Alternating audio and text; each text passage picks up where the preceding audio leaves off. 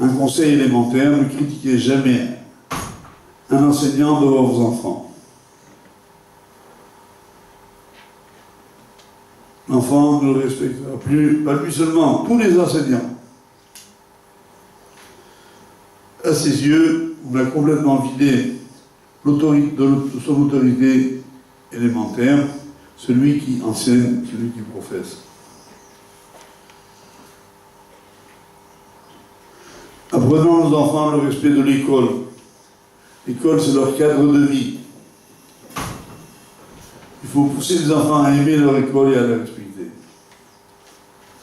Dans le même ordre d'idée, il faut leur apprendre à respecter le matériel scolaire.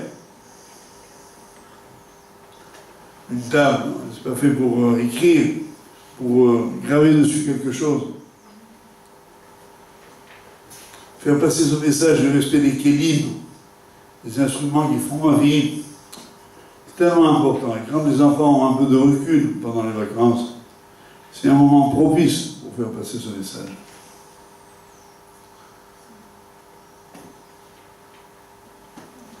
Il faut leur apprendre, enfin, à respecter le Rav. C'est la Torah qui dit respecter un Rav, c'est apprendre à respecter Hachem. Donc on leur donne cette éducation. Par exemple, moi quand je viens à l'école, je ne refuse jamais que les enfants m'embrassent la main. Parce que je sais que c'est pour eux que je le fais. Très méchant. Pas pour moi, il a un kavod.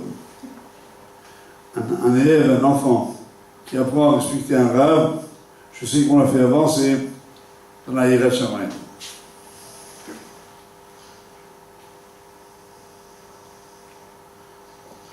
Alors maintenant, mes chers amis, c'est à vous que je m'adresse pour dire que le rôle essentiel des parents, c'est créer un équilibre chez leurs enfants. Moi, j'aime pas, vous savez, les mots creux. Je vais expliquer ce que ça veut dire. Équilibrer un enfant, je ne veux pas jouer au psychologue moderne, c'est leur épargner les angoisses inutiles. Je vais vous donner un exemple concret. Un jour, j'ai eu entre les mains un illustré, une bande dessinée, pour les enfants. J'ai été affolé des personnages effrayants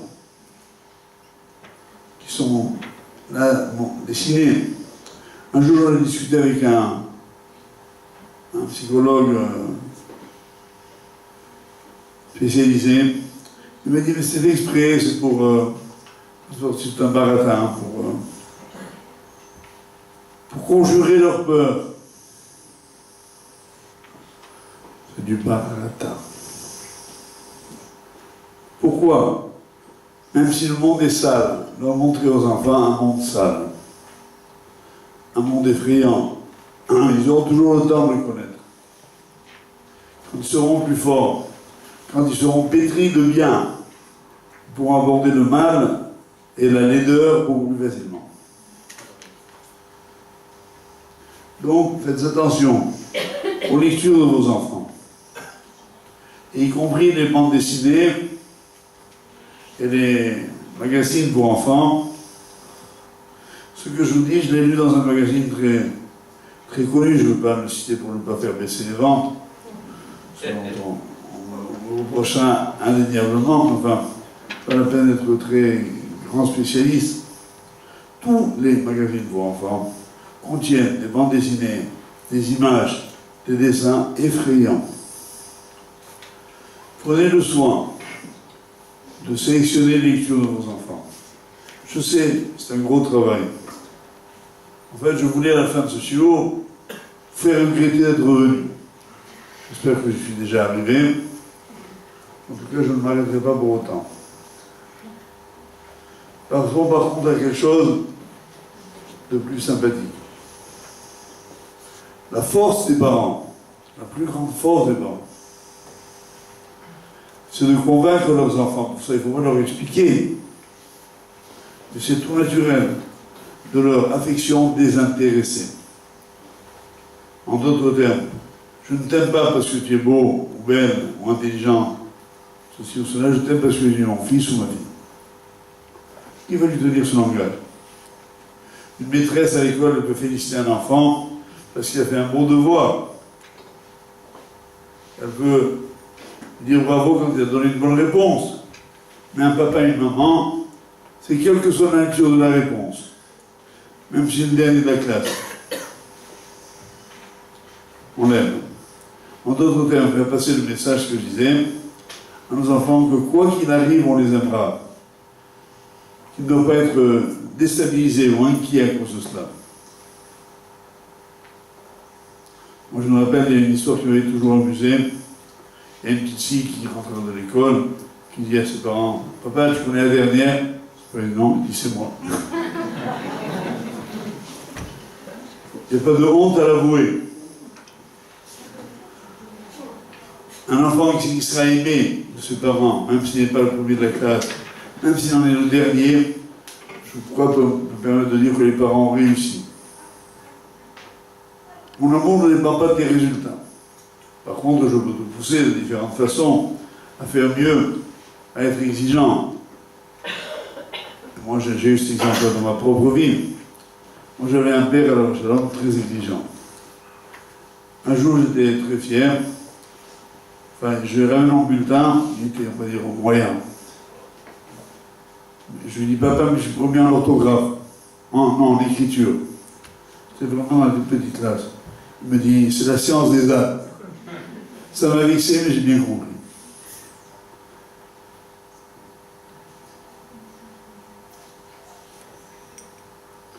Et en fait, ça ne m'a pas fait douter de l'affection qu'il me portait, mais de ce qu'il voulait pour moi, ce qu'il y a de mieux. Et alors, dernier point, la plus grande des catastrophes pour lesquelles j'ai été témoin un nombre incalculable de fois, c'est des parents qui disent à leurs enfants, il faut que tu sois le premier, tu sois la première. Je crois vous l'avoir raconté, en arrivant en 89, 88, j'ai assisté à l'école Lucien de Hirsch. On avait organisé un congrès de tous les directeurs et enseignants du collège de Paris. Il y avait plus de 400 enseignants et directeurs.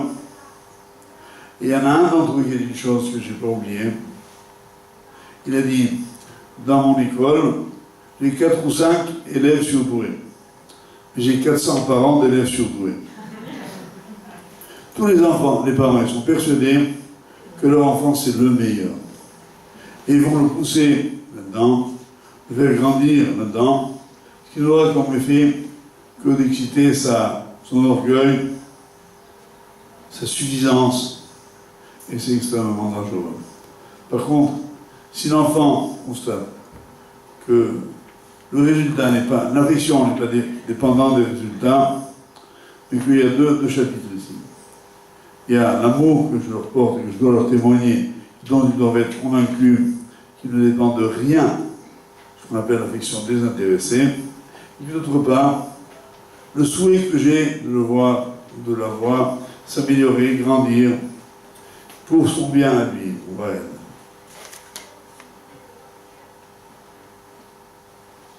Il faudrait prendre comme slogan, moi je voulais en faire ma phrase de conclusion, c'est apprendre à nos enfants, non pas être le premier, mais à donner le meilleur de soi-même. Et à ce prix-là, tout le monde peut réussir, je dirais même que tout le monde doit réussir. Voilà. Maintenant, je voudrais laisser quelques minutes aux questions, s'il y en a toutefois, parce que je crois qu'après moi, il y a encore un chiot. Alors, s'il y a des questions sur tous les sujets, sauf sur le temps, parce que je n'ai pas de réponse.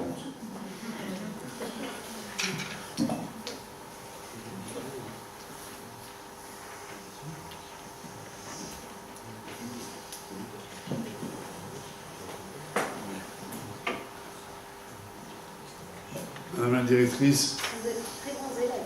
Pardon? Ce sont de très bons élèves.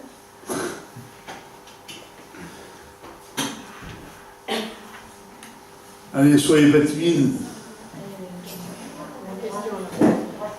Comment?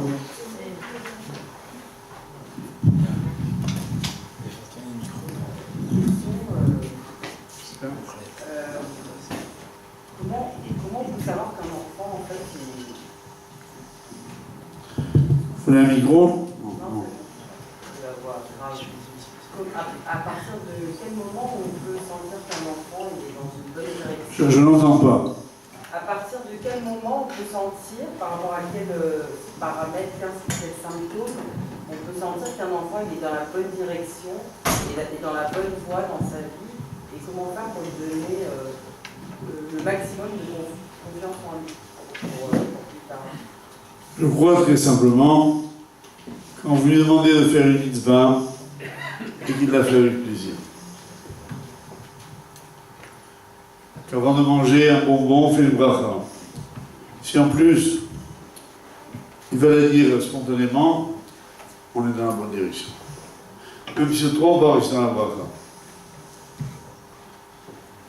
C'est-à-dire que le fait qu'il est intégré dans sa vie, il y a des actes qui font partie de sa vie, qui s'appellent les mitzvot. Et pour la confiance en... Pardon? Et pour la confiance en lui, Je n'entends pas. pour la confiance en lui, pour Oui. pouvoir... Je crois que madame est par là-bas, mais... Je n'ai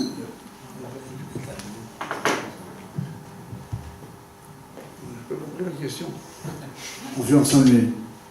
Je n'ai pas compris. Vous avez une question, vous m'avez demandé.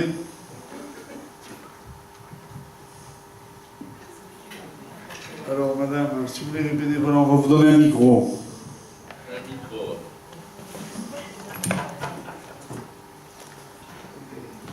J'espère que vous voulez, toi, je vais poser la prochaine question. Hein. Moi, j'ai remarqué ça calme tout de suite, ça.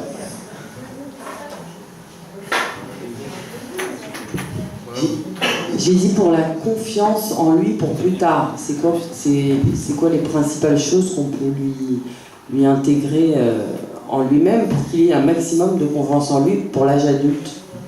Je crois de le convaincre qu'il peut réussir et le convaincre qu'on l'aime. Comme je l'ai dit à la fin, de façon désintéressée. Genre,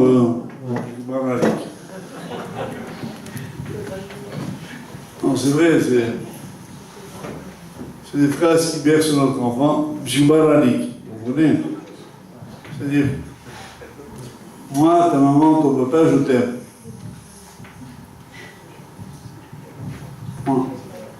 C'est très simple. Oui, monsieur.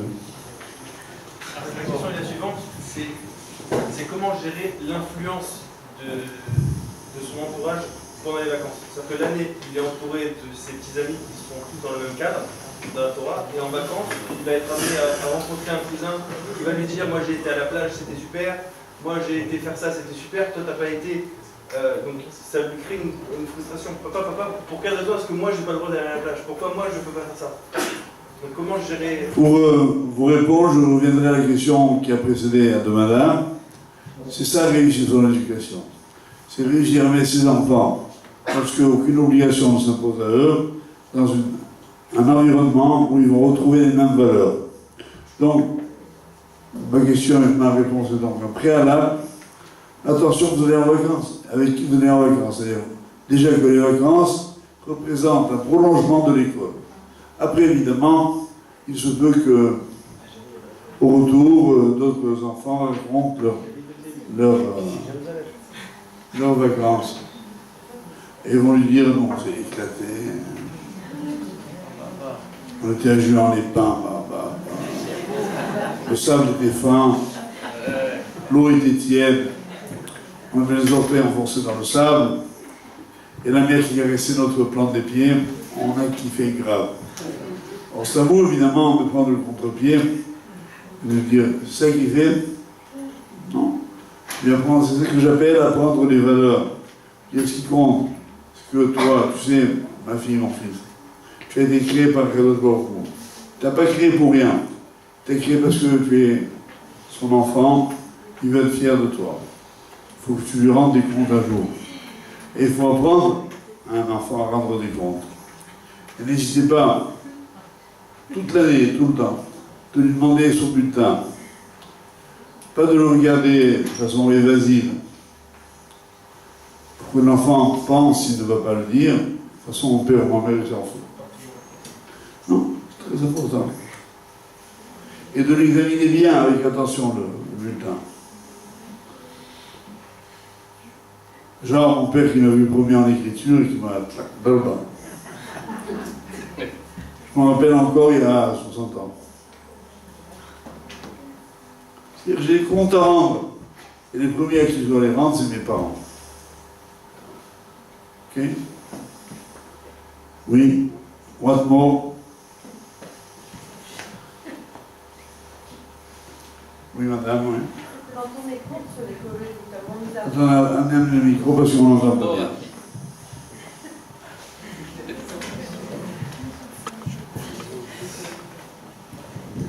Vas-y. Quand on est contre les colonies, on nous apprend que les colonies, c'est pas bon. Et quoi les? Les colonies. Colonies de vacances. Colonies de vacances. Colonies de vacances. Ça dépend. C'est pas systématique que c'est pas bon. Il faut choisir lesquels. Normalement, on laisse pas nos enfants partir. C'est ce qu'on nous a enseigné. Je sais pas moi. C'est même ces trucs. Un petit truc, j'ai touché deux mots.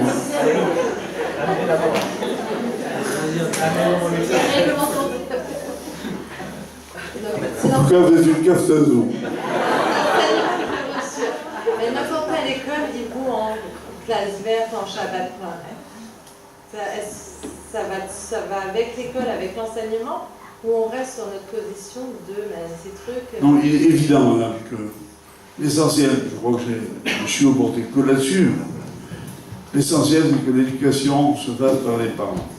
Maintenant, il est nullement interdit, bien au contraire, de se servir d'adjuvant, au sens étymologique, c'est-à-dire de complément, comme une bonne colonie de vacances, un bon centre aéré ou autre, dès lors que je me donne la peine, moi, mère ou père, de contrôler qu'est-ce qui s'y passe, qui le dirige, quels sont les enfants qui y vont. Si je fais ce travail-là en amont, ce que je crois, sans doute, dans la piste que je voulais dire, c'est que trop souvent pour les parents, les mettre en colonie de vacances, c'est se débarrasser de ses enfants. Ça, c'est une catastrophe. Par contre, si on a verrouillé et qu'on a pensé à tous ces aspects, je crois qu'au contraire, ça ne fait que du bien que de stimuler. Simplement, il faut être exigeant. Quand on est exigeant pour le choix de son école, il faut être exigeant sur le choix des loisirs de nos enfants.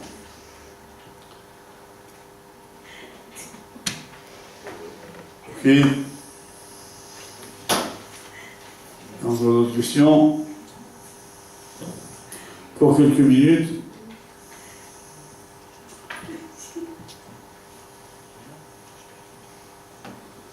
Messieurs.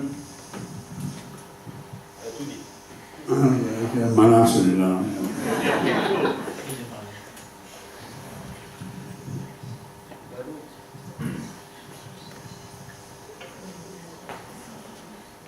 Alors, non, c'est pas péché de ne pas avoir de questions. Hein. C'est une occasion trop rare. Alors, je voudrais que vous en profitiez encore quelques minutes. Moi, je veux bien poser une question. Voilà, allez-y. C'est vrai que vous avez parlé des mangas tout à l'heure et que ça influençait mal les petits garçons, les bandes dessinées en fait. Je veux savoir si c'est grave que les petites filles elles s'identifient aux princesses. Non, c'est pas grave. Elle risque juste des désillusions, mais enfin, ça fait partie de la vie. Non, mais je suis très sérieux. Moi, je suis sérieuse parce que Hogan, en fait, j'ai Galénette et elle s'identifie tout le temps aux princesses. Non, c'est pas grave. C'est pas grave, je vais vous dire pourquoi. Ne vous moquez pas de moi. Il faut choisir ses princesses. Et si sa princesse, à votre petite fille, elle a un décolleté jusque-là, elle a des vêtements non si hautes, et qu'elle, dans sa bande dessinée où elle la voit, elle se conduit mal, elle lui donne un exemple désastreux. Si par contre la princesse, elle est belle comme Cendrillon, elle est bien habillée. Vous savez, Cendrillon, elle est habillée snout, hein, et si elle a un comportement dans cette bande dessinée qui est digne, au contraire, il il y a marqué que les filles d'Israël sont toutes des princesses. Bien avant que votre fille le dise, la Torah le dit dans les Tehillim. Kol kivudavat melech pedima. Toutes les filles sont appelées Bnot Melachim, des princesses. Excusez-moi juste, je ne voudrais pas oublier de le dire maintenant. Tout à l'heure, j'ai oublié de mentionner la présence ici de M. Marciano, le directeur, que je remercie très chaleureusement également, tout comme Eléa. Ils ont des emplois du temps très chargés, ils sont très dévoués à l'école, et je les remercie d'avoir pris le temps de rester avec nous ce soir. Merci beaucoup.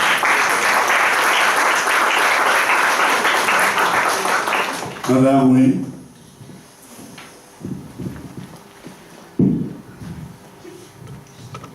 En fait, j'ai une question concernant la tfila en vacances pour les tout petits. Oui. Ceux qui savent faire la tfila vers 7 ans, quand ils veulent pas trop en vacances parce que c'est peut-être pas le même rythme, même s'ils voient l'exemple autour d'eux que les adultes font la tfila, s'ils veulent vraiment pas et qu'on en vient à des conflits, comment est-ce qu'on doit s'y prendre pour qu'ils continuent à faire certaines choses, enfin, rien qu'au niveau de la C'est une tfila. très bonne question, et je crois que j'ai une très bonne réponse. Non, je veux dire sincèrement, dans la mesure où vous voyez qu'il y a des réticences, il ne faut pas que ça devienne un rapport de force, mais il ne faut pas céder. Tout à l'heure, j'ai dit de façon un peu imagée, que je ne voulais pas en vacances. Hachem, il t'a donné la vie ce matin, tu t'es réveillé pour Hachem. Ça, on ne le réalise pas quand on a 4-5 ans, 10 ans, on le réalisera beaucoup plus tard. Chaque jour, c'est un miracle. Alors il faut lui apprendre à dire au moins un petit tefila. La tefila en vacances, elle n'a pas besoin de durer 1 heure, elle va durer 7 minutes. C'est pas grave. Faites-lui faire la tefila tous les jours, même s'il est réticent. Simplement, évidemment, réussir, c'est le faire avec beauté pour ne pas que ce soit une galère pour lui. Mais on n'applique pas. Oui, monsieur. Juste pour rebondir sur sa question, Oui. est-ce que c'est bien de faire passer la tfila comme une activité, comme un jeu? Viens, on va faire la tfila. Pourquoi pas? Ouais. Pourquoi pas? Ça dépend de l'âge des enfants, mais pourquoi pas? D'abord, la tfila, bien évidemment, ici à l'école, c'est facile, il faut la chanter. Les enfants aiment le chant, quel que soit leur âge. Donc faites-leur une tfila toute chantée. Évidemment, dans la tfila, il y a des passages plus ou moins importants. Faites-leur faire l'essentiel. Mais le faire avec... arriver à ce que ce soit pour eux incontournable. On ne peut pas commencer cette journée sans prendre un petit déjeuner, même un biberon, quand on est tout petit. On ne commence pas la journée sans une petite tefila.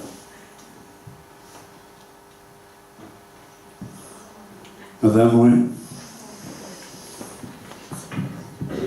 Bonsoir. Ma fille, elle est à l'école ici, et ben, au prochain, elle s'éveille de minute en minute. Et est-ce que vous pouvez m'aider à essayer de trouver un moyen de répondre à ce type de questions du genre maman, je crois que tonton, il n'est pas juif, parce que quand il est venu à Shabbat, il est venu avec un livre.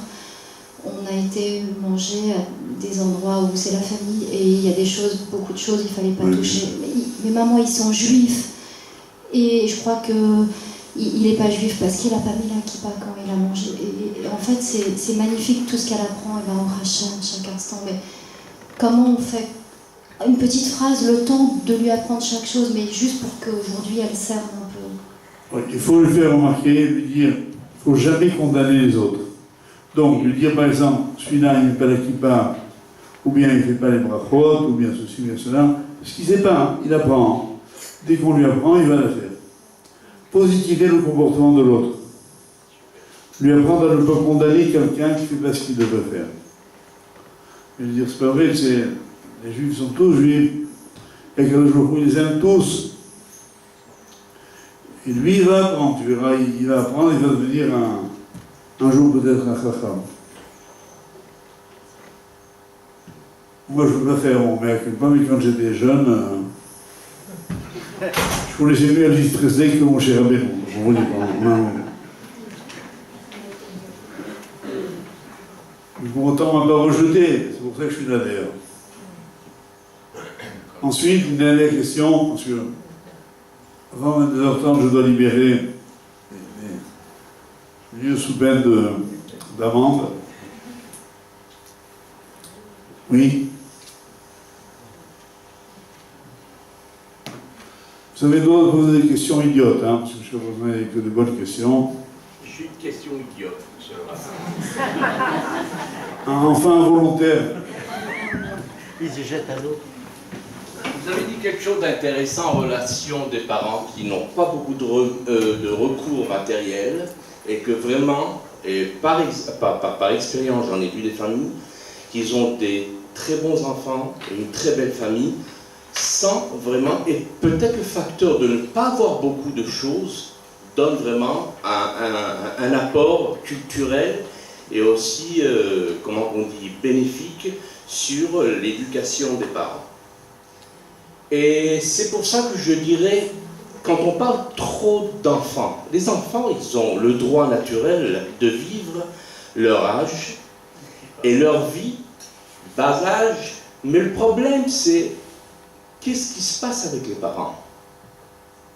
Ça veut dire quoi les parents? On parle des parents, moi je suis père de 2 enfants, et je ne sais pas si j'ai des critères pour savoir comment vraiment les éduquer. Et si je ne sais pas comment les éduquer, je ne sais pas comment, ça veut dire mes fruits naturels peuvent avoir un reflet de manque d'éducation du père ou de la mère. Et si je dirais que les parents se privent un petit peu des vacances, on laisse la voie naturelle des enfants faire leur belle vie, et excusez-moi, je ne veux pas faire fier les parents, et que pendant les vacances, c'est les parents qui doivent un petit peu s'éduquer dans la tzniout et dans le modus vivendum vraiment de tout ce qui est humble et vraiment discret. Après ça, je suis d'accord avec vous, ou non, vous êtes d'accord avec moi? Merci. C'est tunisien. Je suis tunisien comme vous. Bien.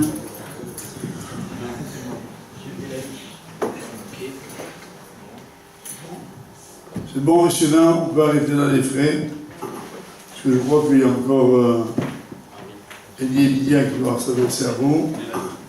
Je voudrais vous laisser quelques ressources encore. Vous souhaitez un excellent chino. Fabriel, je vous dis quelque chose. Juste remercier le grand Rama, je vais applaudir très fort pour ces discussions, pour ce sujet si important du Chinour, et j'espère que nous aurons maintenant régulièrement l'occasion de l'écouter, de temps en temps en tout cas, pour nous donner et nous éclairer dans ce sujet si important. Je Rav Evidier venait d'arriver, il va parler de quelques minutes. Si vous voulez encore rester, je crois que c'est important d'écouter la suite. Il s'agit de parler des problèmes des écrans pendant les vacances, et pas seulement les vacances, je pense. Je crois que ça nous concerne à tous, alors je vous invite, après avoir accompagné le grand Rama, de rester ici encore quelques minutes, ça sera pas mal. Voilà, merci.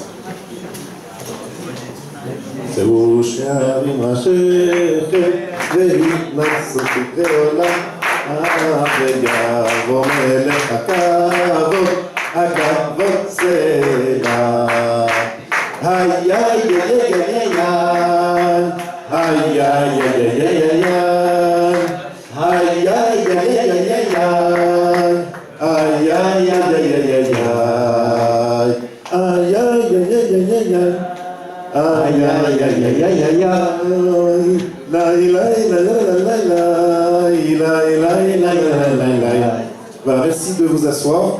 Je remercie le Rav Evidia qui est venu après une conférence nous donner quelques paroles ce soir. Merci de prendre place sur un sujet combien important. Merci de faire le silence et on écoute le Rav Evidia. Merci d'être là, Elie. Bien, c'est difficile de parler après le grand ce truc. On va dire qu'un peu simplement, l'heure qui est très avancée, quelques petites notions concernant ce que m'a demandé notamment le Ravier, sur la gestion des écrans. Alors d'abord, c'est pas la